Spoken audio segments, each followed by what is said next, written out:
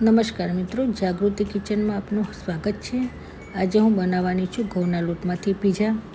તો આપણે કઢાઈ પીઝા પણ બનાવવાના છે અને તંદૂરી પનીર પીઝા પણ બનાવવાના છે।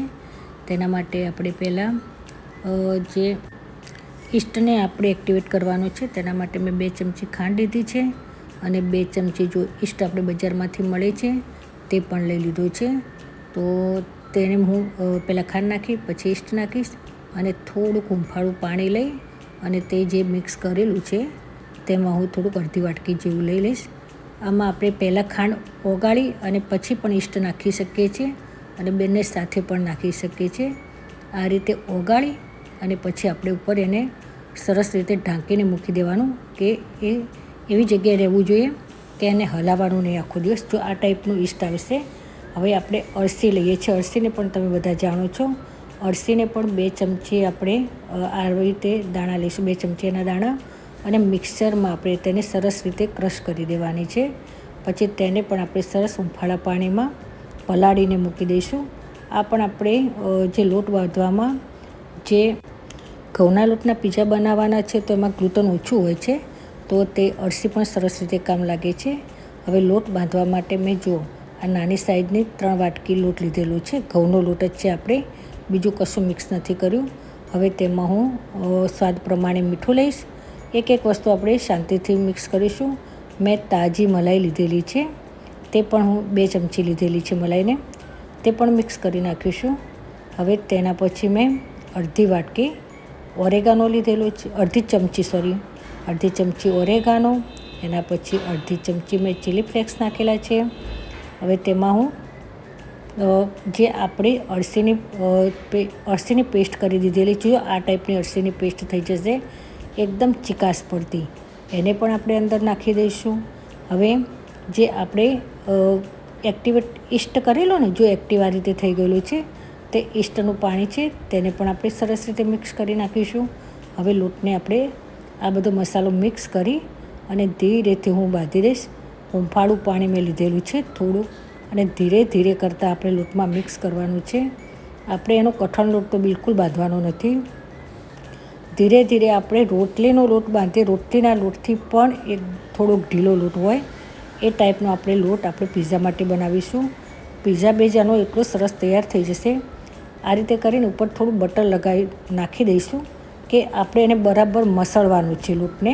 તો મેં 5 થી 7 મિનિટ આ લોટને મસળ્યો છે કે મસળશો એટલું આનો બેઝ સરસ રીતે તૈયાર થશે। જો મિત્રો લાગે છે ને, અને એકદમ આનું સ્ટ્રેચિંગ પણ સરસ થશે। આ રીતે ધીમે ધીમે મસ્ત રીતે આપણે મસળી લઈશું। જો કેવો ઢીલો દેખાય છે ને, રોટલીના લોટ કરતાં પણ ઢીલો હોવો જોઈએ। તમે જુઓ કેટલું સરસ રીતે થયું છે ને એનું સ્ટ્રેચિંગ। તો આપણો લોટ બંધાઈને તૈયાર થઈ ગયો છે। હવે આ હું લોટ બાંધીને આ રીતે આપણું કન્ટેનર પ્લાસ્ટિકનું કે કોઈ પણ એકદમ એરટાઈટ હોવું જોઈએ કે બહારની હવા અંદર ના જવી જોઈએ। એની ઉપર આપણે આ રીતે બટરવાળો હાથ કે ઓઇલવાળો હાથ કરી અને સરસ રીતે આપણે ઢાંકીને મૂકી દઈશું। આને મેં 2 થી 3 કલાક ઢાંકીને મૂકી દીધેલો। હવે જો આપણો લોટ છે સરસ ફૂલીને, એને કહેવાય છે ને લોટમાં આથો આવી ગયો કહેવાય। તો જો લોટ બધો મેં ડબ્બામાંથી બહાર કાઢી લીધો છે। હવે ફરીથી હું એને પાછો 5-1 મિનિટ મસળીશ કે આનું આપણે જે બેઝ પીઝાનો બનાવવાનો છે। અને જો મેદાનો લોટ હોય તો એમાં તો ગ્લુટન સરસ હોય છે, તો એને આટલો મસળવાનો હોય તો ચાલે, પણ આપણે ઘઉંનો લોટ છે તો જો આ રીતે મેં તૈયાર કરી દીધેલું છે। મસળીને સરસ બેઝ તૈયાર થઈ ગયો છે। એને ઉપરથી હવે થોડુંક પાછું હું બટર લગાવી દઈશ અને ઢાંકી અને મૂકી દઈશું। હવે ચલો આપણે પીઝા કેવી રીતે બનાવવા, તેના માટે મેં આ રીતની એલ્યુમિનિયમની ડીશ લીધેલી છે અને ઓઇલ આપણે સરસ રીતે કરવાનું કે આપણા પીઝા હોય એની સરસ રીતે નીકળી જાય। હવે જે એ લોટનું મેં એક નાનું ભાખરી જેવું ગુલ્લું લીધેલું, એનો પતલો મેં સરસ અંદર જે આપણી ડીશ છે ને એની અંદર જ મેં કરી નાખેલું છે કે એની અંદર જ આપણે મસાલો કરી દઈશું। જો પહેલાં લીધેલો છે મેં પીઝા સોસને બજારમાં આ રીતે તૈયાર પણ મળે છે અને તમે ઘરે પણ સરસ રીતે બનાવી શકો છો। પીઝા સોસને સરસ રીતે મેં લગાવી દીધો। પછી ઉપર આપણે કેપ્સિકમ ચોપ કરેલા હતા, કેપ્સિકમ, પછી ડુંગળી એને પણ મેં લગાવી દીધી, પછી ટામેટાં, એની ઉપર મેં બાફીને મકાઈ રાખેલી હતી, મકાઈને પણ સરસ રીતે કરી નાખીશું. પછી ઓરેગાનો છે એને પણ સ્પ્રિંકલ કરી નાખીશું. પછી ચીલી ફ્લેક્સ છે એને પણ આપણે સરસ રીતે ઉપર સ્પ્રિંકલ કરી નાખીશું. હવે એને આપણે હવે મોઝરેલા ચીઝ લીધેલી છે, મોઝરેલા ચીઝને પણ હું ધીરે ધીરે કરીને બધી જગ્યાએ સરસ રીતે સ્પ્રિંકલ કરી નાખીશ, લગાવી દઈશ. હવે પ્રોસેસ ચીઝ છે એને પણ સરસ રીતે લગાવી દઈશ. જુઓ, એની ઉપર હવે હું ઓલિવ છે એને પણ હું લગાવી દઈશ 4-5 ઓઇલ. હવે ફરીથી પાછો મેં ઓરેગાનો સ્પ્રિંકલ કર્યો, એની ઉપર હવે ચીલી ફ્લેક્સ પણ સ્પ્રિંકલ કરી નાખીશ સરસ રીતે, કે બધી જગ્યાએ સરસ મસાલો આવી જાય. જે મેં કઢાઈ છે ને 10 મિનિટ પહેલાં મીઠું મૂકીને ગરમ કરવા મૂકી દીધેલી. હવે તે જે આપણે પનીર માટેનું તૈયાર કર્યું છે ડીશમાં તે આપણે મૂકી દઈશું. હવે ધીમા ગેસે જ રાખવાનું. મેં આને સમથિંગ અડધા કલાક જેવું રાખ્યું. હવે આપણા પીઝા તૈયાર થઈ ગયા છે. કેવી રીતે ખબર પડી? જો સાઈડમાંથી છૂટો પડી ગયો છે ને પીઝા, તો આપણું કઢાઈ પીઝા તૈયાર છે મિત્રો. તો આ ખાવાની પણ મજા આવે છે, બાળકોને કોઈ નુકસાન પણ નથી થતું. કેમ કે આપણે ઘઉંના લોટમાંથી બનાવેલા છે, મોટા પણ ખાઈ શકશે, બાળકો પણ ખાઈ શકશે, કોઈને કોઈ તકલીફ નથી થતી. તો ચાલો મિત્રો આપણે પીઝા સર્વ કરી નાખીએ. જો કેવા મસ્ત મજાના પીઝા બન્યા છે ને, ખાવામાં પણ એટલા સરસ ટેસ્ટી લાગે છે. તો મિત્રો તમે પણ ઘરે બનાવી જોજો આ ઘઉંના લોટમાંથી બનાવેલા કઢાઈ પીઝા. હવે મિત્રો આ જ લોટમાંથી હું બીજા બનાવવાની છું, તંદૂરી પનીર પીઝા. તેના માટે આપણે લોટનું બેઝ છે ને એ તો આપણે આ જ રાખવાનું છે. જો તંદૂરી પનીર પીઝા પણ ખાવામાં બહુ ટેસ્ટી લાગશે અને બધા સરસ રીતે ખાઈ શકે છે. તેના માટે આપણે તંદૂરી પીઝા બનાવવા માટે આપણે પહેલાં પનીર છે ને તેને આપણે 1 ચમચી તેલમાં લસણ નાખી, લસણ એકદમ ગુલાબી થાય ત્યારે પનીર નાખી દઈશું.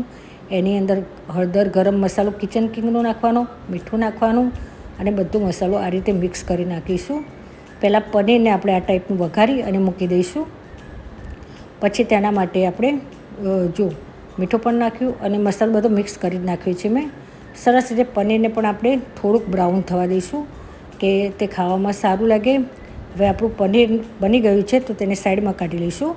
હવે તેના માટે ફરીથી આપણે હવે આ બનાવવાના છે ને આપણે તે ઓટીજીમાં બનાવવાના છે કે ઓવનમાં બનાવવાના છે. તો ડીશ મેં તેલવાળી તૈયાર કરી દીધેલી છે. તેલ આપણે સરસ રીતે ડીશમાં લગાવી દેવાનું કે આપણા પીઝા સરસ ઉતરે. જો તેના માટે મેં પાછો જે આપણો બેઝ બનાવેલો હતો એ જ પાછો લીધેલો છે. તેને મેં આ રીતે સરસ ગોળ કરી દીધો છે અંદર. જો તો પીઝા સરસ એ ઇઝી થઈ જશે તમારે. હવે તેમાં મેં અંદર આ રીતે કાણા પાડી દીધેલા છે કે આપણો મસાલો છે ને છેક સુધી ઉતરી જાય. આનો હું છે ને રોટલો થોડોક જાડો ઠીક રાખીશ. હવે તેની ઉપર આપણે પીઝા સોસ, પછી મેં કેપ્સિકમ, પછી આપણા ડુંગળી, પછી આમાં ધીરે ધીરે આ રીતે એક એક કરીને લગાવી દઈશું. ડુંગળી લગાવ્યા પછી મેં ટામેટાં લગાવી દીધા છે, બધી સરસ ગોઠવી દઈશું. એના પછી બાફેલી મકાઈ હતી, મકાઈને પણ આપણે સરસ રીતે બધી જગ્યાએ લગાવી દઈશું. એની મોઝરેલા ચીઝ છે, મોઝરેલા સારા પ્રમાણમાં મેં બધું લીધેલું છે કે સરસ ખાવામાં લાગે. તો મોઝરેલા ચીઝ પછી હવે એની ઉપર આપણે લગાવીશું પ્રોસેસ ચીઝ પણ આ તે સરસ બધી જગ્યાએ લગાવી દઈશ. પછી એની ઉપર ઓલિવ લગાવી દઈશ. ઓલિવ લગાવ્યા પછી એની ઉપર હું આપણા જે ઓરેગાનો અને ચીલી ફ્લેક્સ આપણે પાછા સ્પ્રિંકલ કરવાના છે. તો એ પણ સરસ રીતે સારા પ્રમાણમાં સ્પ્રિંકલ કરી દઈશું. એ લગાવ્યા પછી જો ઓરેગાનો પછી હવે ચીલી ફ્લેક્સ કર્યા મેં સ્પ્રિંકલ, એ પણ થઈ ગયું છે.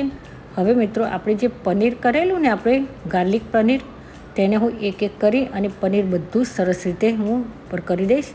અને જે ઉપર બીજો ફરીથી મેં ચીલી ફ્લેક્સ ઓરેગાનો પનીરની ઉપર પણ લગાવ્યો. હવે આને ઓવન ટોસ્ટર ગ્રીલર કહેવાય, ઓટીજી પણ કહી શકીએ છીએ. એને મેં 10 મિનિટ પહેલાં ગરમ કરવા મૂકી દીધેલું. હવે જે આપણું પીઝાનું બેઝ તૈયાર કરેલું છે એને આપણે મૂકી દઈશું. મિત્રો 10 મિનિટ માટેનો અત્યારે મેં ટાઈમ રાખેલો છે. હું આને એક સાથે તૈયાર નહીં કરું, 10 મિનિટ પાછું મેં જોઈ લીધું કે કેટલો આપણા પીઝા તૈયાર થયા છે. ફરીથી પાછું હું એને 15 મિનિટ માટે મૂકીશ. ટોટલ મેં એને 30 મિનિટ માટે ઓવનમાં ગ્રીલ કરી દીધેલા આપણો પીઝા. ધીરે ધીરે કરીને જોઈતા રહીશું કે કેટલો થયો છે. તો જો આપણા તંદૂરી પનીર પીઝા બનીને તૈયાર છે મિત્રો. સરસ રીતે ઠીક પણ હોય છે એ રાય, તો ખાવામાં પણ સરસ લાગે છે મિત્રો. જો આપણા તંદૂરી પનીર પીઝા બનીને પણ તૈયાર છે. જો સરસ બન્યા છે ને મિત્રો, ખાવામાં પણ એટલા સરસ લાગશે, ટેસ્ટી. તો મિત્રો, આ વિડીયો તમને મારી ચેનલના વિડીયો ગમતા હોય તો મારી ચેનલને સબસ્ક્રાઈબ અને લાઈક જરૂરથી કરજો.